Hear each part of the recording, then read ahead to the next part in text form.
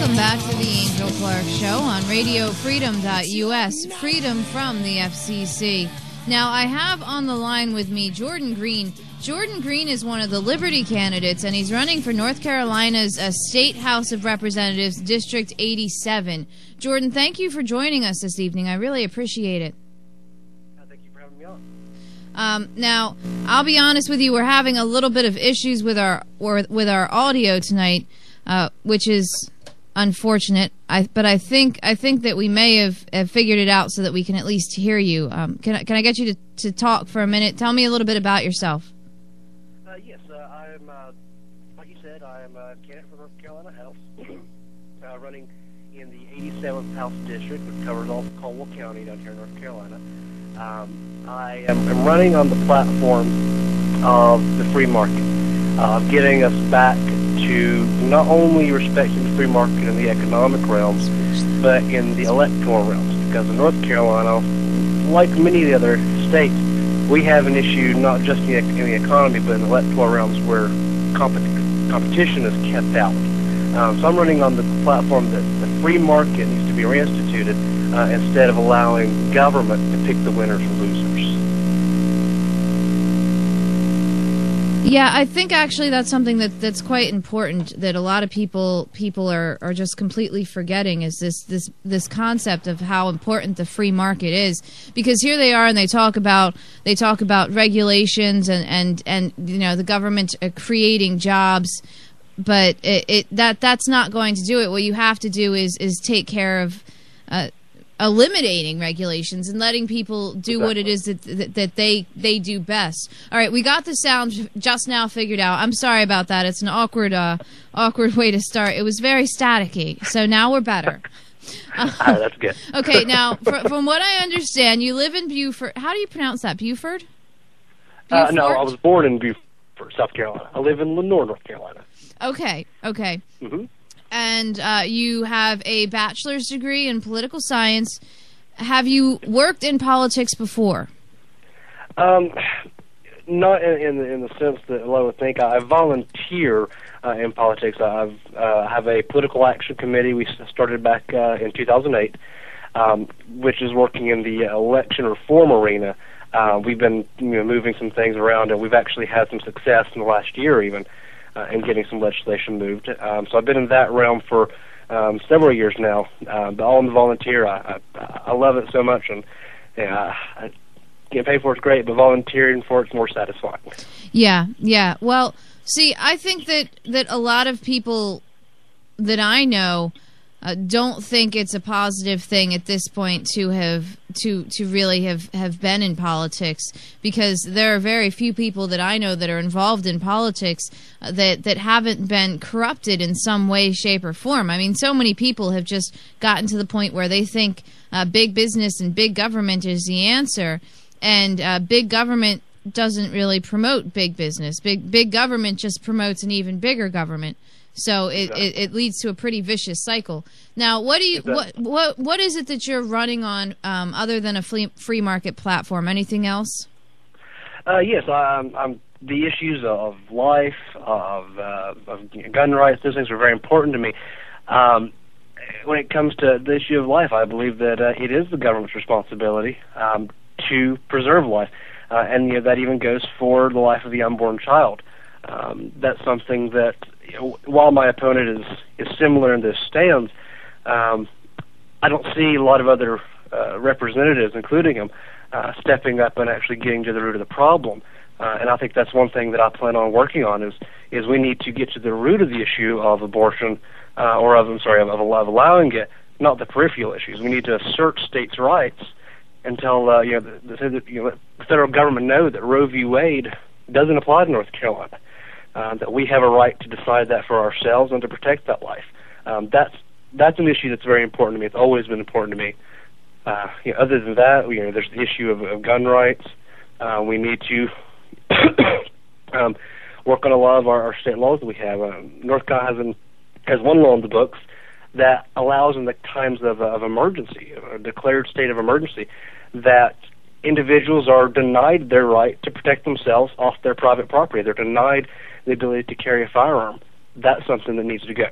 So especially in a state of emergency situation as well. Exactly. I think that's when most people would want to have their firearms with them. Exactly. Well, it comes down, in my view, to a thing of control. It's a lot of people may not see that, but it comes down to it's the government asserting its foot, asserting its ability to control, and using fear to do that. And I think that's wrong. Yeah. Now, who is your opponent? Is your opponent an incumbent? Yes, ma'am. It's Representative Edgar Starnes. He's he's currently in his 9th term, so he's had 18 years under his belt. Wow. He's been there for a while. There's not been much competition though, so it's one of these things where, again, like with the free market and the economic realm, our laws have allowed him to sit in that seat without any competition in most every election. And so he is an establishment politician. I would say he's been there for a while. He's working to help big business keep their regulations in place. It's someone that needs to go. We need someone there who will actually defend liberty and protect the Constitution, to actually take their oath to the Constitution seriously. Yeah. Now, are you running is this person a Democrat or Republican? Are you running primarying him, or? He is a Republican, and I'm going to be challenging him in the Republican primary. Okay. This coming May. Well, that's pending our redistricting doesn't get changed. Oh yeah. Well, you know what? Actually, that's quite interesting that you mentioned the redistricting. Are they considering redistricting your area? Well, as it stands at this point, the district is supposed to be settled, but of course, there I believe are 2 or 3 separate lawsuits going into effect already that may very well change that. There's thought that it may be August or September instead of May now that the actual primary will take place because of those lawsuits. Wow. So, I mean, but of course, May, we have more time. Yeah, well, here's the other thing as well. They may want to move you out of his district if you start to get a strong following, so that you won't really challenge him as much. Yes, ma'am. They definitely don't want him challenged. I can just from getting started, I can definitely tell you that. And that very well may be a possibility in the future. Yeah. But we're going to do everything we can to challenge him. Well, that's great. So you're running based on a free market and a pro-business atmosphere. Let's talk a little bit about some of the local issues that are affecting you.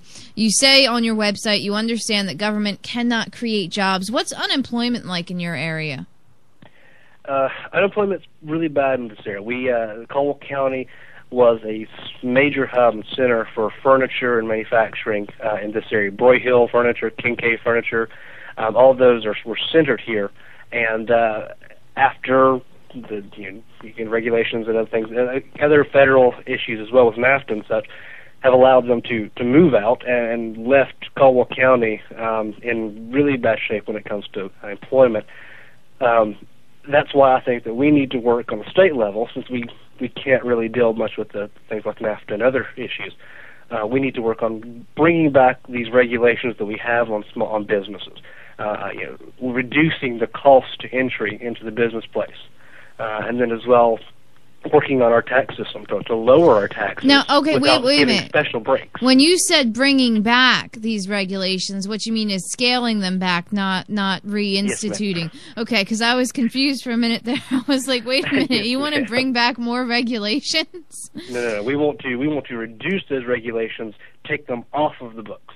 Okay. These regulations that you have to, someone in the sanitary industry or someone who is working as a barber has to get a license, or those type of things. We don't need that. Regulations need to be there whenever you have something that is direly going to affect the health and well-being of citizens. And that's the only instances I would even consider supporting any regulations, not these other industries where all it does is keep out competition. But that's what it does. if you scale back some of these regulations, you may not be able to get as much in state taxes when it comes to licensing fees and things of that nature. Are you prepared to live with that? I am. I think we need to cut back our in-state budget to compensate. We need to stop For instance, it goes along with the regulations. We need to end corporate welfare, which, in my opinion, is nothing more than state-level bailouts. Stuff like that. We need to get rid of that. We need to stop giving taxpayer dollars to private enterprise and to nonprofit organizations, and really look at our budget and see where it is that we don't have to have, or where we can cut. And things aren't going to be easy if we do cut things in these certain items, but it's not always easy. But it's right. Yeah.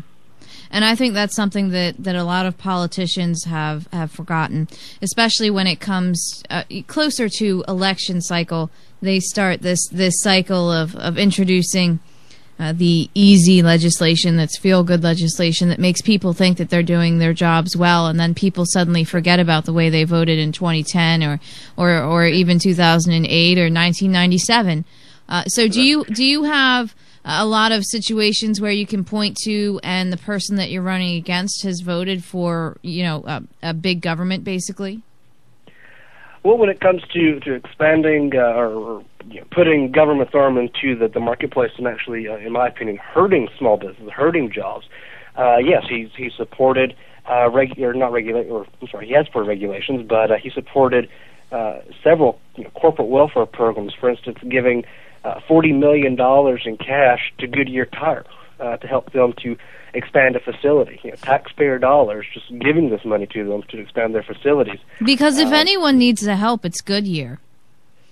Well, look, their commercials prove it. They come out with the worst commercials ever. I mean, that right there is proof that they need $40 million, because they need to hire someone that can do better advertising. And see, look, that hiring that person would create a job. Exactly. One job. It's a small price to pay for all of our tax dollars, isn't it? I mean, $40 million, one job, but also we get better commercials. Well, and you mentioned one job there. Some other legislation he worked on passing, and back in 2009, tax breaks that special breaks to certain companies. He gave breaks to Apple Computer, which amounted to $45 million in tax breaks over 10 years to employ around 50 people. It's crony capitalism at its finest. Crony capitalism, that's what it is. The government picking winners and losers, and it really just drives me insane. Listen, Jordon, we have a shortage of time here. We've only got about a minute left, and maybe you could give your website information, and then maybe we can have you back on further down the road when we've got a little bit more time to chat. That'd be great. If anyone wants, if they would love to turn on our website, that'd be great. It's www.greene for nchouse.com, and that's Green with an E. Yes. And visit that, look at my issues, and send me any questions you have. I'm more than happy to answer them. Jordon, I really appreciate you taking the time out this evening to sit with us. It's been a pleasure chatting. Best of luck to you. We'll be following your tale and seeing what it is that goes on, because I think something that's really, really important is this concept of getting a big government proponent people out of office, but I guess we'll have to talk about that further down the road, because we're talking May 8th at this point, so we've got time. The Angel Clark Show will return in just a moment.